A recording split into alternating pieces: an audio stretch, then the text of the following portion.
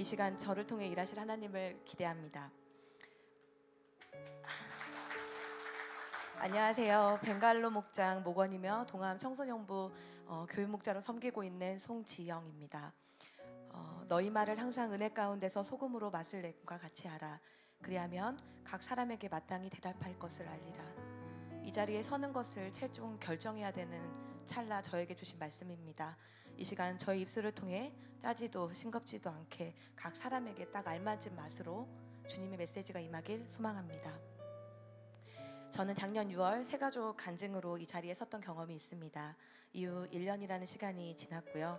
그땐 아는 분이 거의 없어서 그때 그 낯선 공기가 아직도 생생합니다.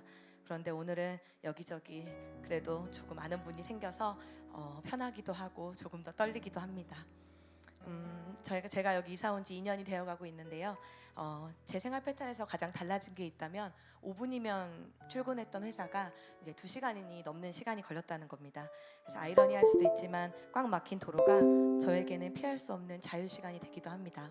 항상 바쁘게 사는 게 익숙한 삶인데 하루의 쉼표와 느낌표 그리고 마침표를 제 차 안에서 해결합니다. 가장 좋은 건 그 긴 하루의 모든 감정과 생각들을 하나님과 나누는 귀한 타이밍이 생겼다는 겁니다. 많은 찬양들을 듣고 부르고 설교를 찾아 들으면서 하나님과 전 데이트를 합니다. 저는 사람들을 참 좋아하는데요. 사람들을 만나면 없던 에너지가 불끈불끈 생깁니다. 출퇴근 시간 하나님과의 교제 시간은 너무 매력적인데 그 외의 시간들은 외로움과 공허함들로 채워지기 시작했습니다. 워낙 모임 만들기도 좋아하고 그리고 그 시간을 매우 즐겁게 즐기는 저이기 때문에 충분히 사람을 사귀면 만날 수 있는 그 모든 것들을 자제해야 됐습니다. 왜냐하면 이곳에 이사 오면서 하나님과의 시간을 더 채우고자 마음먹었던 게 있었거든요. 그런데 그럼에도 불구하고 제 본성이 불쑥불쑥 튀어나와서 놀고 싶고 만나고 싶고 그러더라고요. 작년 10월쯤이었던 것 같아요. 하나님께 물어봤어요. 하나님, 저 예전처럼 이 사람 저 사람 만나면서 행복하게 재미지게 살고 싶어요 라고 이야기하고 다른 이야기를 딱 꺼내려는데 하나님 갑자기 제 마음에 주신 마음이 있었어요. 지영아, 나로는 안 되겠니? 하면서 말씀을 해주시는데 그 순간 제 마음도 주님 하고 말을 잇지 못했었습니다.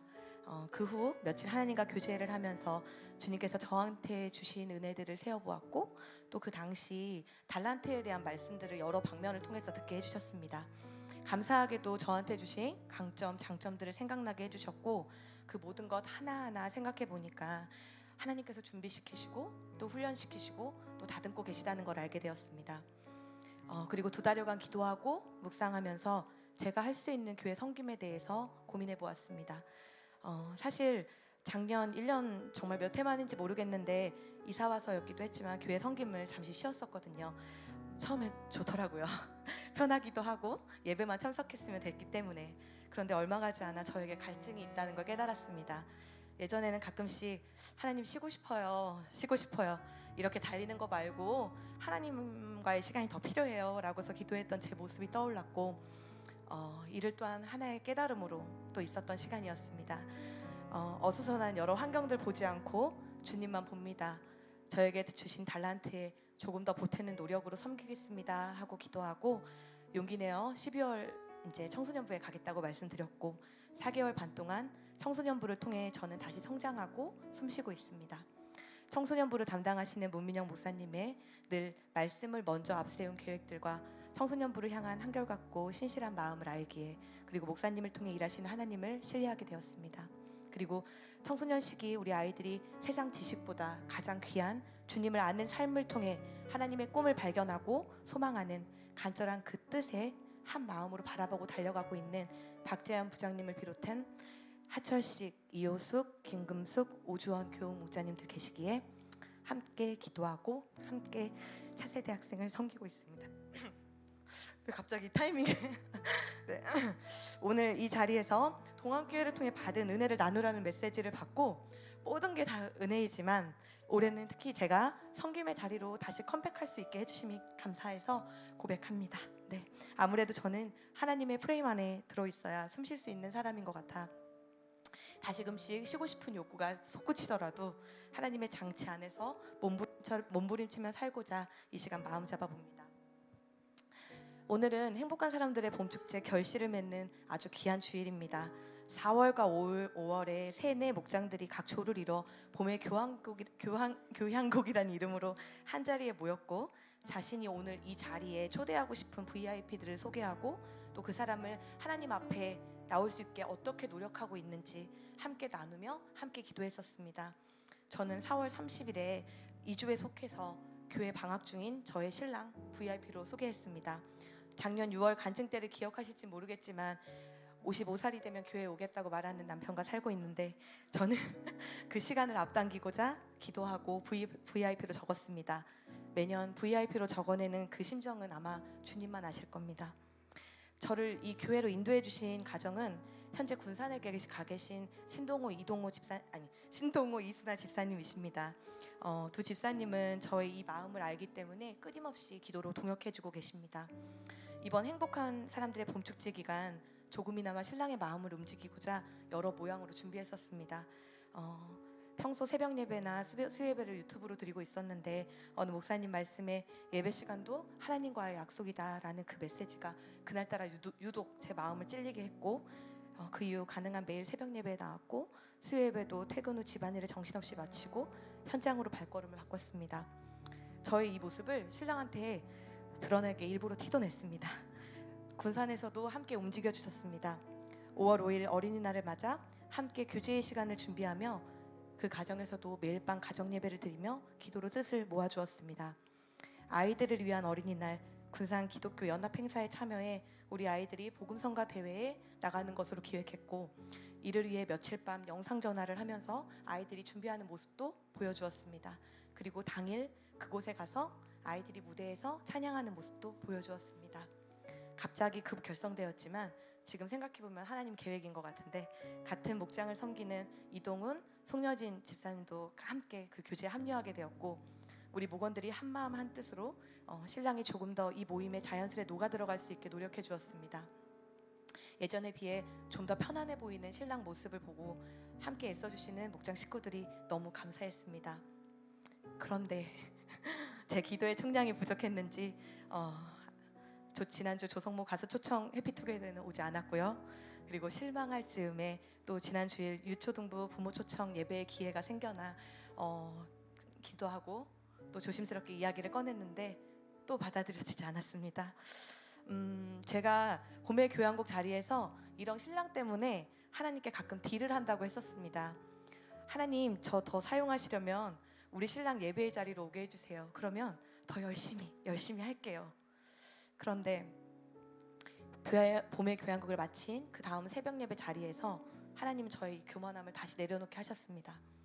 기도 중 저한테 이런 마음을 주셨어요.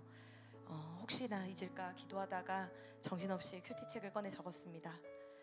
지영아, 네 남편 예배의 자리로 오게 할 수 있으면 너는 나의 다른 일도 할 수 있다. 가장 어려운 사람, 나에게 왔다가 마음이 다친, 특히 가족을 다시 예배의 자리로 오게 하는 일, 나는 너를 훈련 중이다 라고 하셨고, 그 메시지에 또 한 번 주님 하고 회개했습니다. 그리고 덧붙여 이 일을 하면서 지칠 너를 알기 때문에 버틸 수 있는 힘으로 청소년부를 섬길 수 있게 했다 라고 말씀을 주셨습니다. 주님의 큰 계획과 큰 뜻을 모르고 하나님과 딜인하고 있었던 제 모습이 너무 부끄럽고 반성했습니다. 그 마음들 가지고 어린이날을 보내며 며칠이 지났고, 오늘 드디어 초청 주일인데 남의 편인지 제 편인지 모르겠는 그 사람은 며칠 전에 갑자기 가끔씩 가는 친구 모임을 굳이 이번 주에 가겠다고 했습니다. 늘 그렇듯 마음은 어려웠습니다. 지난주일 담임 목사님과 잠시 가진 점심 식사 자리에서 갑자기 저에게 오늘 간증을 해주었으면 하는 말씀을 주셨습니다. 우선 그 자리에서는 기도하겠다고 했습니다. 피할 수 있으면 피하고 싶었습니다. 왜냐하면 제 VIP가 이 자리에 없으니까 저 괜히 슬프고 실패한 기분이 들었습니다.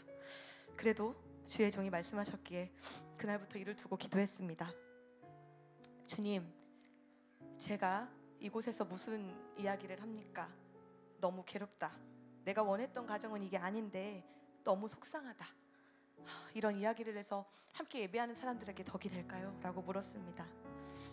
언제나 그랬듯 우리 하나님, 제가 생각지도 못한 메시지로 저를 반성케 하시고 하나님의 뜻을 알게 하셨습니다. 많이 힘들지, 많이 속상하지, 다 알고 있다. 그런데 너가 서는 그날, 그 자리에 너와 같은 마음으로 앉아있는, 너처럼 마음이 힘든 나의 사람들이 있다. 내가 널 위로했듯 그 자리에서 내가 그들을 위로하고 있음을, 그리고 내가 함께 하고 있음을 알려다오라고요. 그리고 이 찬양을 함께 듣기를 원하는 마음을 주셨습니다.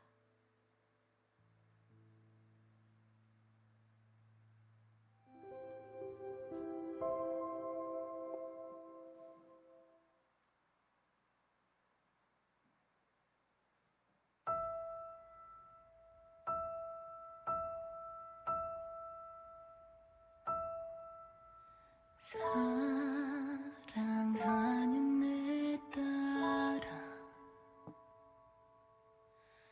너의 작음도 내겐 귀하다.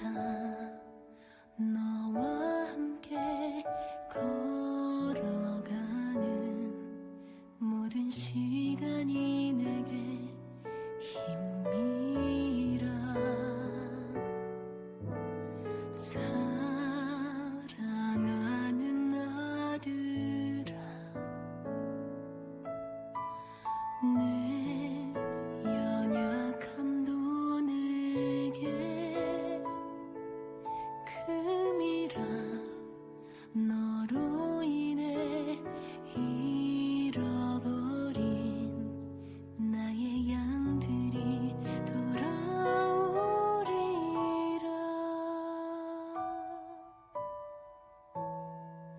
조금 느린 듯해도 기다려주겠니? 조금 더딘 듯해도 믿어줄 수 있니? 네가 가는 그 길 절대 헛되지 않으니 나와 함께 가자. 앞이 보이지 않아도 나아가 주겠니? 이해되지 않아도 사랑해주겠니? 너의 눈물의 기도 잊지 않고 있으니 나의 열심으로 이루리라.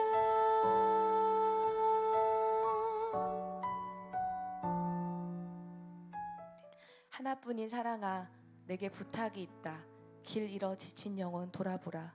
나의 품으로 안겨라. 라고 2절이 시작됩니다. 저와 같은 마음으로 시간 되실 때 한 번씩 더 들으시면서 하나님의 마음을 헤아려 보시길 바랍니다. 많이 느리고 더딘다고 느껴질 때 많지만 이 찬양의 가사처럼 하나님이 우리와 같은 마음으로 열심을 내고 계심을 알기 원합니다. 저와 같은 마음으로 이 자리에 계신 분들을 위로하고 주님의 마음을 전합니다. 오늘 초청받아 이곳에 오신 귀한 분들 계시지요?